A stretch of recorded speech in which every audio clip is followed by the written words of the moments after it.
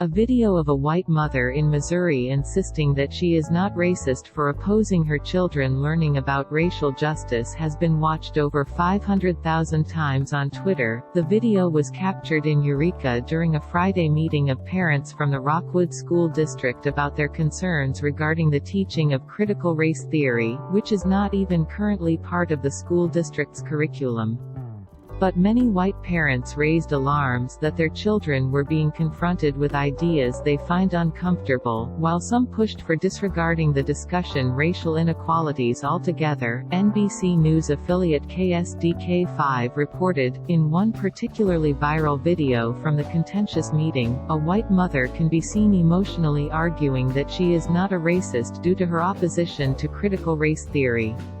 The mother cried while explaining that her daughter regrets being white. She is one of the most innocent little girls in the whole world, and she has friends, black and white kids in her classroom, and she doesn't see any difference, the mother says. I have actually raised my kids to love people and accept people no matter what, and just because I don't want critical race theory taught to my children at school doesn't make me a racist, damn it, but many on social media disagreed. A Twitter user going by the name Gramps shared the video, writing, "A racist."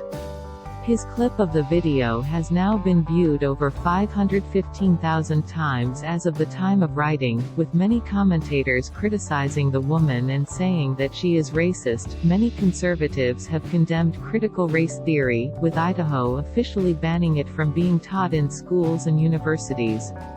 Kendall Thomas, a law professor at Columbia University and co-editor of Critical Race Theory, the key writings that formed the movement, recently explained some basic facts about critical race theory to Newsweek. CRT tracks the ways in which the color-blind racism of today's post-civil rights era entrenches racial disparities, discrimination and disadvantage among Black, Brown and Native American communities without ever explicitly using the language of race. Thomas said, the concerns from white parents come as the nation continues to grapple with racism and systemic inequalities.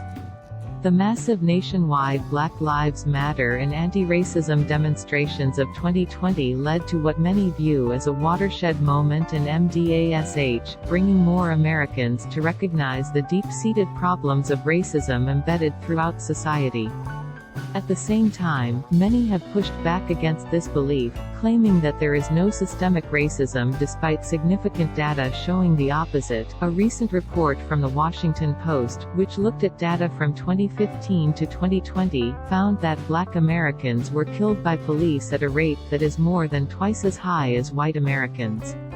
The NAACP found that from 2017 to 2020, Black men were 5 times more likely than white people to be stopped by law enforcement without a valid reason. Data from the Bureau of Justice Statistics shows that at the end of 2018, Black people were incarcerated at a rate that was nearly 5 times as high as white Americans.